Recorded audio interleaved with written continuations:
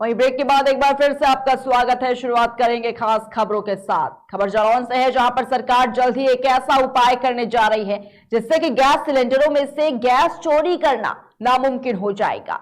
अक्सर सिलेंडर में कम गैस की शिकायत मिलती है, उसे साबित करना मुश्किल हो जाता है, लेकिन अगर सिलेंडर पर क्यूआर कोड लग जाएगा तो सब कुछ एक झटके में पता चल जाएगा। फिर चोर को पकड़ना भी बेहद आसान हो जाएगा। जब चोर को पकड़े जाने का डर होता तो वह अपने आप चोरी रोक देगा। आईओसी के अधिकारी ने बताया है कि क्यूआर कोड के और भी कई फायदे हैं। इससे यह पता चलेगा कि किस सिलेंडर में कितनी बार रिफिलिंग की गई। एक अनुमान के मुताबिक इस समय देश भर में करीब 30 करोड़ घरेलू एलपीजी के कंज्यूमर हैं और इन 30 करोड़ कंज्यूमरों में से करीब आधे के पास डबल सिलेंडर है। इस तरह से करीब 70 करोड़ घरेलू गैस सिलेंडर देश भर में है। इनमें 3 महीने में क्यूआर कोड लगा देने का लक्ष्य तय किया गया है। इसकी शुरुआत भी हो चुकी है। आज आपके घरेलू यानी कि किचन से जुड़ी एक खबर, यानी कि गैस सिलेंडर से जुड़ी एक खबर। सरकार जल्द ही गैस सिलेंडरों में होने वाली चोरी को रोकने के लिए बहुत बड़ा कदम उठाने वाली है। केंद्रीय पेट्रोलियम और प्राकृतिक गैस मंत्रालय से मिले संकेतों के अनुसार जल्द ही गैस सिलेंडरों में, चाहे वो घरेलू हो या कॉमर्शियल हो, इन दोनों में एक क्यूआर कोड लगाने की व्यवस्था की जा रही है। अभी तक ये था कि सिलेंडरों में गैस कम होती थी तो ये पता लगाना बड़ा मुश्किल होता था कि कहाँ से डिलीवर किया गया और किसने चोरी की है और उसको वापस रिफिलिंग सेंटर पहुँचने में कितना समय लगता है। लेकिन अब एक क्यूआर कोड सिलेंडरों में जारी होने वाला है और इस क्यूआर कोड जारी होने के बाद ये पता लगाना बिल्कुल सरल और आसान हो जाएगा कि इसमें कितनी गैस कहाँ से भरी गई और मौके पर उपभोक्ता को कितनी गैस मिली, चोरी कहाँ हुई और किसने की। और साथ ही घरेलू सिलेंडर का व्यावसायिक उपयोग भी अगर होता है तो वो भी उसमें पकड़ा जाएगा। इसको लेके लगभग अभी पूरे देश में 35 करोड़ के आसपास जो है एलपीजी। जालौन में नौकरी दिलाने के नाम पर सरकारी बाबू न्यायालय के आदेश पर गिरफ्तार हुए हैं। आरोपी पलक नायक के खिलाफ न्यायालय ने एनबीडब्ल्यू का वारंट जारी किया था। आरोपी ने महिला से उसके लड़के की सरकारी नौकरी लगवाने के नाम पर रिश्वत मांगी थी। वहीं महिला के द्वारा पैसे मांगने पर आरोपी ने घर में घुसकर महिला के साथ मारपीट की, साथ ही साथ जान से मारने की धमकी तक दे डाली। पीड़िता की तहरीर पर न्यायालय से एनबीडब्ल्यू का वारंट जारी हुआ था। बता दें कि यह पूरा मामला उड़ई कोतवाली क्षेत्र का है।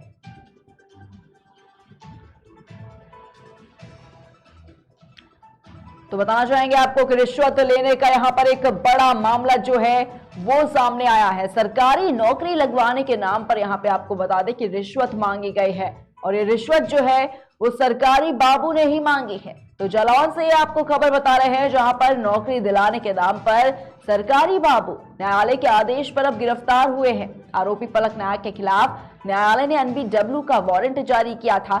आरोपी ने महिला से उसके लड़के की सरकारी नौकरी लगवाने के नाम पर रिश्वत मांगी थी। वहीं महिला के द्वारा पैसे मांगने पर आरोपी ने घर में घुसकर महिला के साथ मारपीट की और इतना ही नहीं, साथ ही साथ जान से मारने की धमकी तक दे डाली है। बताना चाहेंगे आपको कि पीड़िता की तहरीर पर न्यायालय से एनबीडब्ल्यू का वारंट जारी हुआ था और ये पूरा मामला जो है वो उड़ई कोतवाली क्षेत्र का बताया जा रहा है। तो सरकारी नौकरी दिलाने के नाम पर रिश्वत लेने का हम आपको मामला इस वक्त बता रहे हैं जालौन से। साथ ही साथ ये भी बता दें कि आरोपी पलक नायक के खिलाफ न्यायालय ने एनबीडब्ल्यू का वारंट भी जारी किया था। तो जालौन से आपको एक खबर बता रहे हैं, जहां पर नौकरी दिलाने के नाम पर सरकारी बाबू न्यायालय के आदेश पर अब गिरफ्तार किए गए हैं। आरोपी पलक नायक के खिलाफ न्यायालय ने एनबीडब्ल्यू का वारंट जारी किया था। साथ ही साथ आरोपी ने महिला से उसके लड़के की सरकारी नौकरी दिलवाने के नाम पर रिश्वत मांगी थी।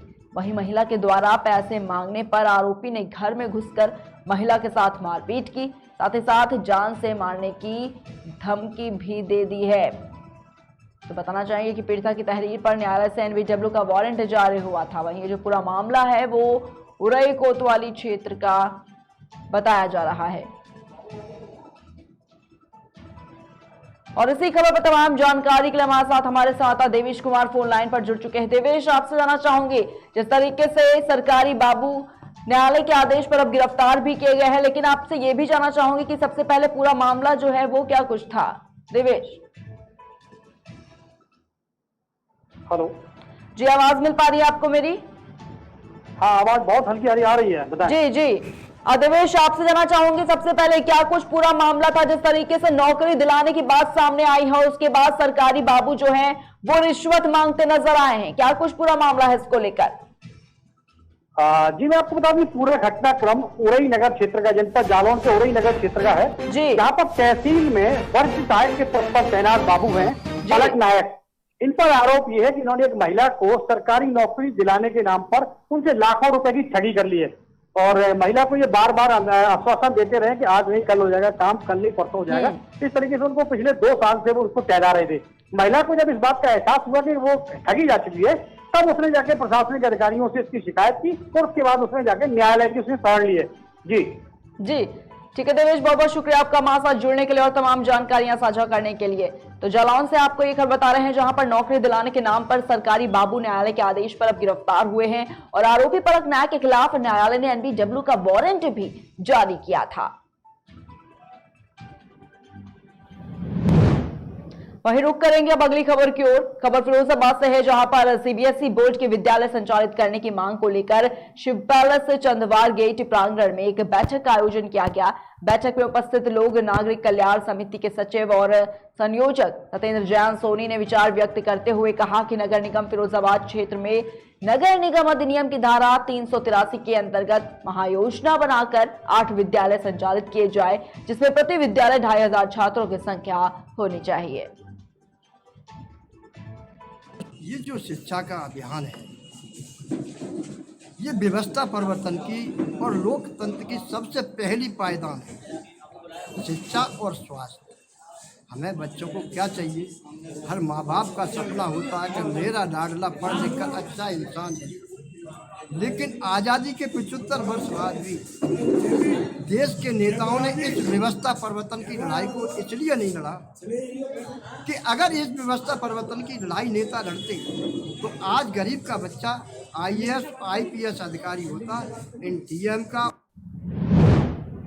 खबर गोरखपुर से है जहां पर महाराजगंज में भारतीय मंडल कोऑर्डिनेटर सुधीर कुमार ने कहा है कि सरकार में रोजगार नहीं है। वहीं जिलाध्यक्ष वीरेंद्र कुमार राव ने कहा कि हमारा देश डॉक्टर भीमराव अंबेडकर की तरह बनेगा। वहीं इस मौके पर तमाम नेता और कार्यकर्ता भी मौजूद रहे। सर, किसान परेशान है, बच्चों की शादी करने रोजगार नहीं सरकार में, क्या कहना चाहेंगे? तो देश की जनता इस बात पर विचार कर रही है, निश्चित रूप से विचार करेगी। क्या आपको लगता है कि माया जी की सरकार बन जाएगी? बहन जी की एकदम, बहन जी के जनसैलाब देखिए, आपको क्या लगता है? जी, बहन जी की सरकार, सब नौजवान सारे लोग बहन जी के लिए तैयार हैं। जी सर, पेमेंट मिलने का कब तक आशा रखते हैं किसान भाई? ये सरकार बताएगी, सरकार का निर्णय आप है। कुछ बताएं महोदय। अभी कैबिनेट में जो निर्णय लिया है उन लोगों ने वो जाने, वो तो उसके बारे में। कैबिनेट में क्या निर्णय है? कोर्ट में मामला गया, हाई कोर्ट में गया मामला, उस विषय में हम क्या बताएं, कोर्ट जो निर्णय आएगा। फिलहाल की खबरों में इतना ही। बने रहिए KKD न्यूज के साथ।